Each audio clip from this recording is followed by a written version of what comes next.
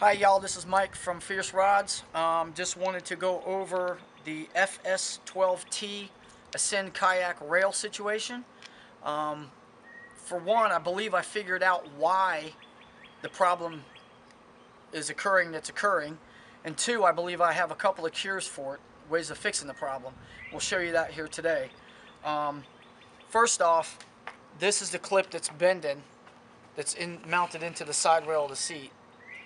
And then the side rail itself, the rivets are actually being pulled out of the kayak. There's two reasons why. The first reason is these pins were never designed and these rails were never designed to support the load of the kayaker in the kayak. All these are designed to do is keep the seat from moving side to side as you paddle. What's happening is the back rail of the seat, this is the seat, the back rail of this seat, when it's in the clips and mounted in the kayak, this rail is not coming into contact with the floor of the kayak. It's actually suspended above the floor. So when you actually sit in it, then the weight, instead of it being transferred to this part here on the floor of the kayak, is being transferred to these pins. You can see this was only ridden in one time, and that pin is already bent. It's bent. So, two reasons why. Number one, the side rails and the floor of the kayak are not parallel with one another. The floor of the kayak actually drops, so when you put the seat in the kayak and slide it back, the distance between the back rail of the seat, the frame of the seat, and the floor actually increases. Because our first thought was to shim underneath the rail of the seat to compensate the distance. Well, you can't do that because the distance changes as you adjust the seat. The second thing is, when you put the seat in the kayak, if you were to shim it, the floor of the kayak flexes. So even if you got the seat making contact with the floor, the second you sat in it, it would give, once again, transferring the weight back over to the side rails, and it would pull the rivets out. So there's two reasons why, in my opinion, these side rails with these clips will not work. So basically, in our opinion, there's two ways of fixing this problem. The first way to fix the problem involves altering the design of the kayak by taking the rails and mounting the rails into the floor of the kayak. And then putting the clips on the bottom of the seat, that the bottom of the seat actually rides on the rails and the weight is transferred straight down, not off the sides, but straight into the floor like it should be in the first place.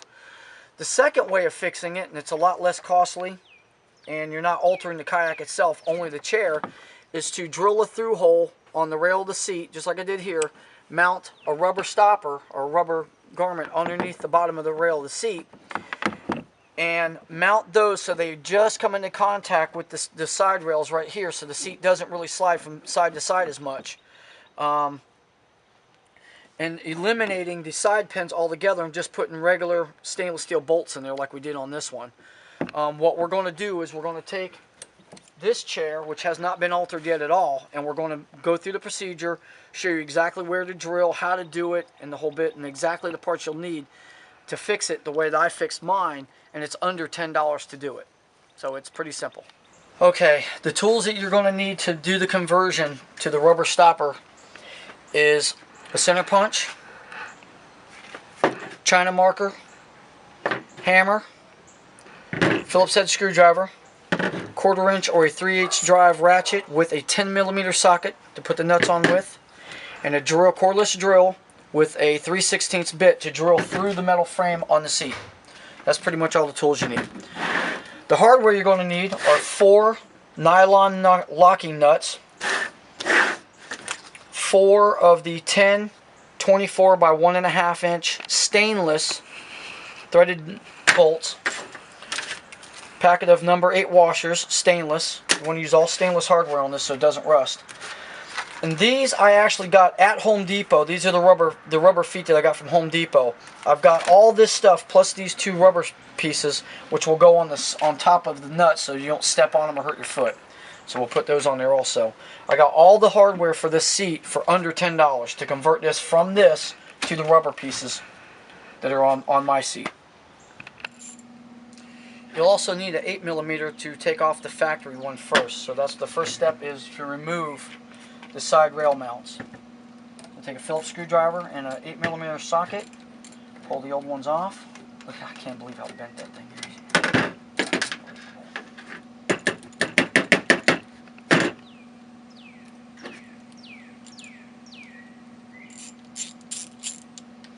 There's one. So then we're going to open up our package of the other bolts. Take one out. Open up the washers.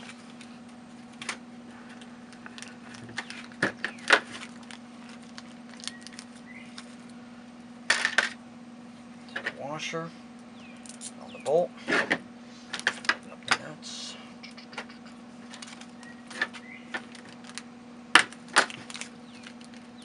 Okay. Simply stick the bolt through here. Through there. Swap out to the 10mm socket. Back to the screwdriver.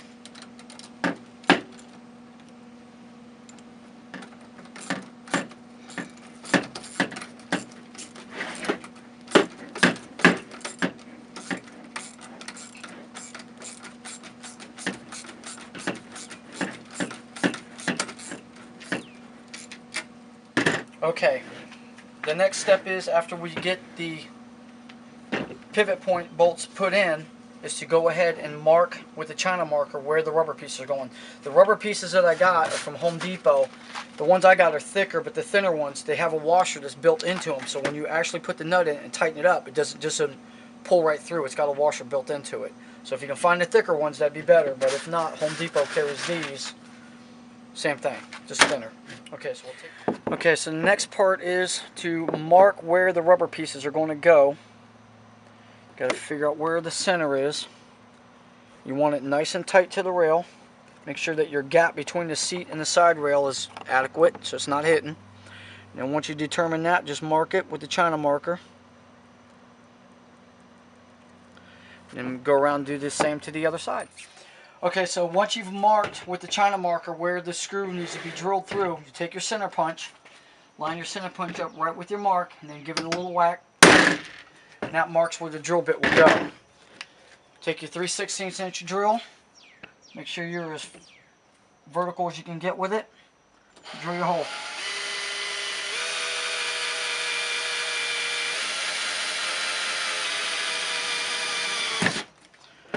Drill through the table.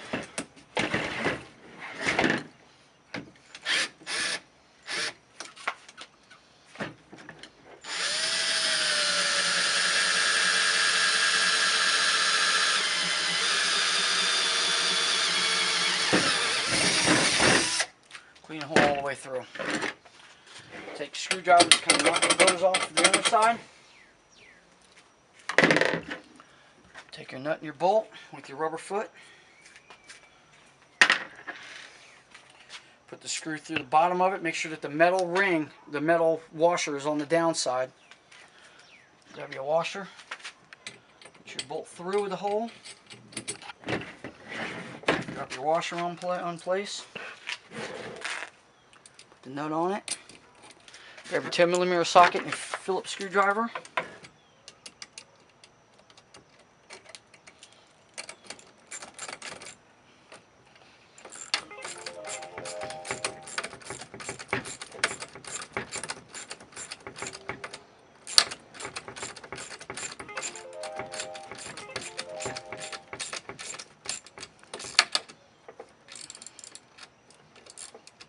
That's it. Snug it down. Don't over tighten it. That's pretty much it. No altering the kayak at all, just the seat itself. Drop your seat into place. She doesn't move side to side. It's not hitting. And when you sit on it with the load on it, these things will grip just fine. The seat won't move around. And it works in any position, forward or all the way back. It doesn't move. Now, I've taken mine out once and used it with these in place, and I had no problems with the seat moving around at all. Everything was fine. So, inexpensive way of fixing the problem. It's under 10 bucks. Let me know how it works for you. Talk to you later. Bye. Hey, it's Mike from Fierce Rods again. Next time we're going to shoot a video, we're going to do an install of a rod holder on my wife's D10T. So we'll videotape that and show that to you. And then also probably next week we're going to go ahead and do anchor trolleys on these. So we'll go ahead and videotape us doing the anchor trolleys. We'll show you how to do those also. So until